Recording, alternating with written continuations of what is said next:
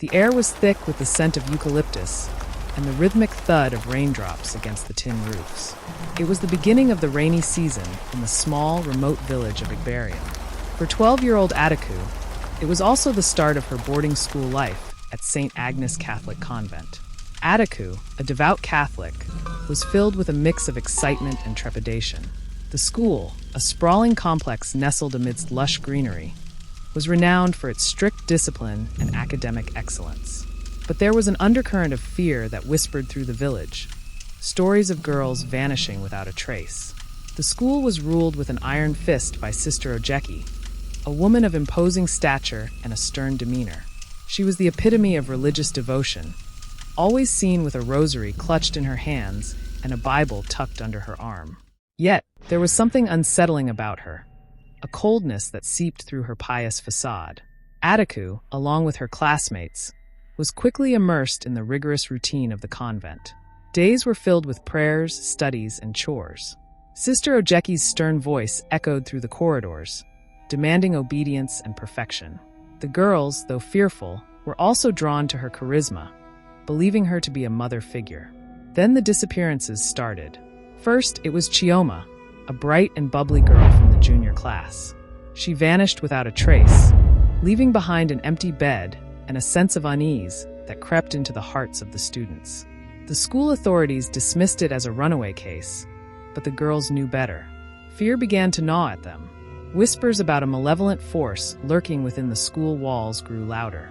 Some blamed it on the dense forest that bordered the school, claiming it was home to evil spirits.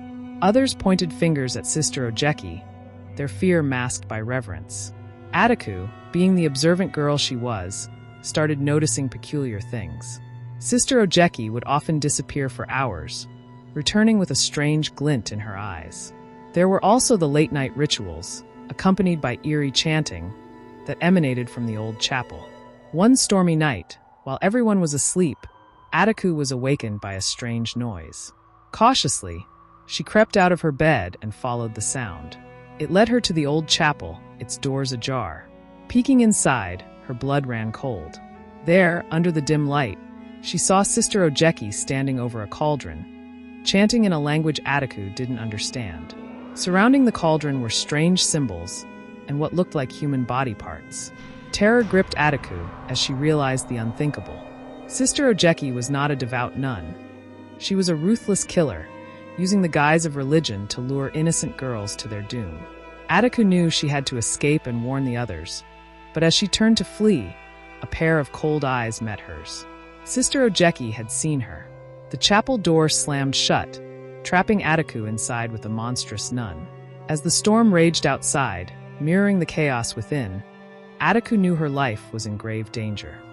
Sister Ogechi's smile, usually reserved for the holiest pronouncements, now stretched unnaturally wide, revealing a glint of something far more sinister than piety. "Ah, Adaku," she purred, her voice a sickly sweet syrup. "Come, come, join the ceremony." Adaku's mind raced. Flight or fight?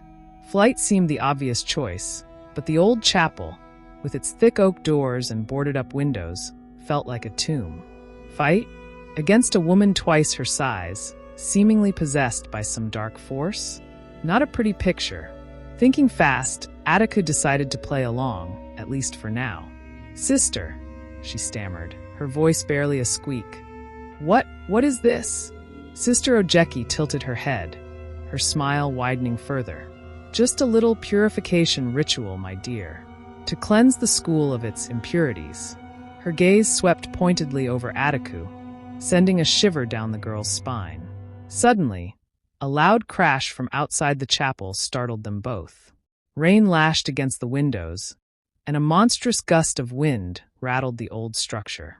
Taking advantage of the distraction, Adaku lunged for the door.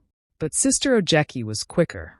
With surprising agility for a woman of her stature, she grabbed Adaku's arm, her grip like a vice. "Not so fast, child," she hissed, her voice a low growl. "You've seen too much." Just as Sister Ogechi tightened her grip, a deafening crack of thunder split the sky, followed by a blinding flash of lightning. For a brief moment, the entire chapel was bathed in an eerie white light. And that's when Adaku saw it. A glint of metal, hidden beneath the folds of Sister Ogechi's habit, catching the fleeting light. It wasn't a rosary or a crucifix. It was a long, wicked-looking blade. Adaku's scream died in her throat. This wasn't just a ritual. It was a slaughterhouse. And she was the next offering. But then, another sound pierced the chaos, a rhythmic thumping against the boarded-up window. It was frantic, insistent. Sister Ogechi, momentarily distracted, turned towards the noise. "What in God's name?" she muttered, her grip loosening slightly. Adaku saw her chance. With a burst of adrenaline, she flung Sister Ogechi off balance and bolted towards the window.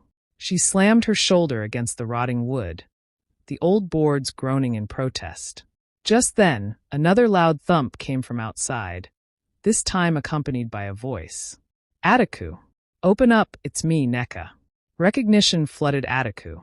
Neka, her best friend from the village, the one who had snuck her a bar of her favorite chocolate against school rules.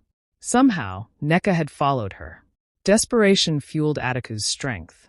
She rammed her shoulder against the window one more time, the boards finally giving way with a splintering crash. Rain and wind whipped through the opening, and Neka, a small figure dwarfed by the storm, scrambled through the hole.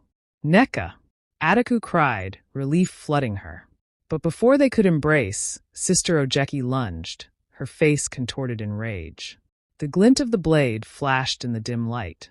Neka, surprisingly quick for her size, shoved Adaku aside and threw herself at the nun. Sister Ogechi stumbled back, momentarily caught off guard. "Run, Adaku, go!" Neka yelled, her voice barely audible over the howling wind. Adaku hesitated. She couldn't just leave Neka to face the monster alone. But Neka's eyes, filled with a fierce determination, held her gaze. "Go get help," Neka screamed. "Tell everyone what she's doing." Tears stinging her eyes, Adaku knew she had to obey. With a final glance at her friend, she turned and fled into the storm. The pounding rain mingled with her tears as she raced through the dark. The image of Neka battling the monstrous nun seared into her memory. Would she find help in time? What awaited her friend back in the chapel? And what dark secrets lurked beneath the pious facade of St Agnes Convent? The storm raged on, mirroring the turmoil within Adaku as she ran for her life. Adaku burst out of the chapel, the torrential rain soaking her to the bone. Her lungs burned, and her legs felt like lead. But the fear of what Sister Ogechi might do to Neka propelled her forward. She stumbled through the rain, her eyes searching for any sign of help.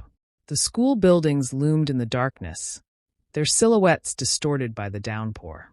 Adaku knew she had to reach the main building, where the other sisters and the matron were likely to be.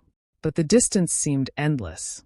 Just as despair began to creep in, she heard a faint sound, a voice calling her name. It was muffled by the storm, but she recognized it. Hope flared within her. She stumbled towards the sound, her heart pounding in her chest. Through the rain, she saw a figure emerge from the shadows. It was Sister Teresa, one of the younger nuns known for her kindness. Relief washed over Adaku as she collapsed into the other woman's arms. "Sister Teresa, please, you have to help me." Adaku gasped, her voice trembling. "Sister Ogechi, she's not what she seems. She's dangerous." Sister Teresa's eyes widened in alarm. "Adaku, what are you talking about?" Sister Ogechi is a devout woman. Adaku recounted everything she had seen. The strange rituals, the disappearances, the fight in the chapel. Sister Teresa listened, her face paling. I don't know what to believe," she stammered. "But I can't ignore what you're saying." As they hurried towards the main building, a sense of urgency gripped them both.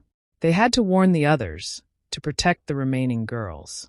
But as they approached the building, a strange silence enveloped them. It was as if the entire school was holding its breath.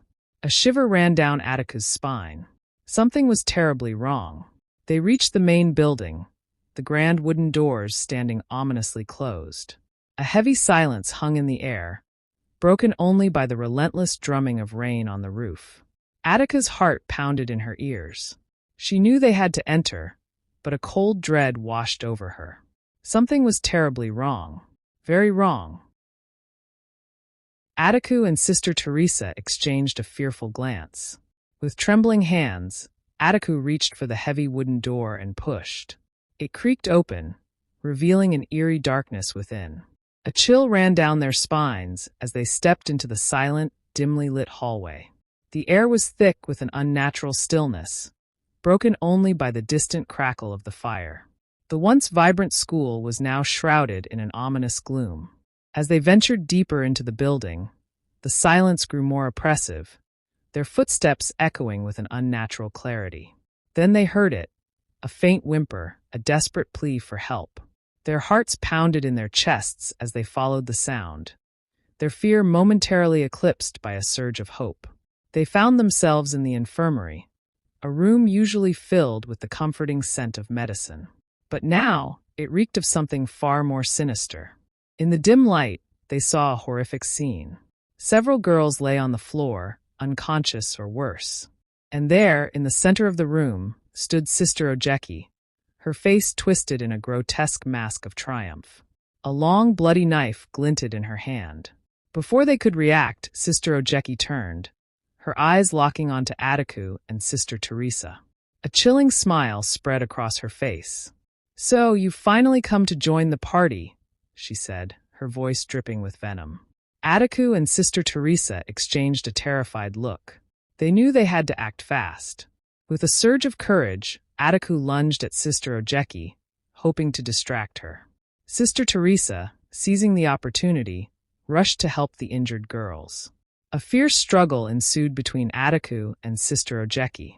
The air was filled with the sound of their clashing bodies and the clatter of falling medical equipment. Adaku fought with all her might, fueled by a primal instinct to survive. In the midst of the chaos, Sister Teresa managed to rouse a few of the girls. Together, they formed a makeshift barricade, using beds and medical supplies to protect themselves from Sister Ogechi's wrath. The battle raged on, a desperate struggle between innocence and evil. Adaku, bruised and exhausted, refused to give up. She knew that the fate of the school, and perhaps her own life, depended on her strength. Just as it seemed that hope was fading, a loud crash echoed through the building. The front doors burst open, and a group of armed policemen stormed in, their flashlights cutting through the darkness. Sister Ogechi, caught off guard, dropped the knife and turned to face the intruders. Her expression shifted from triumph to terror as the police officers closed in on her. The nightmare was finally over. The girls were rescued, and Sister Ogechi was arrested. The once peaceful St Agnes Convent was now a crime scene, a place haunted by the shadows of the past. But for Adaku and the survivors, the ordeal was far from over.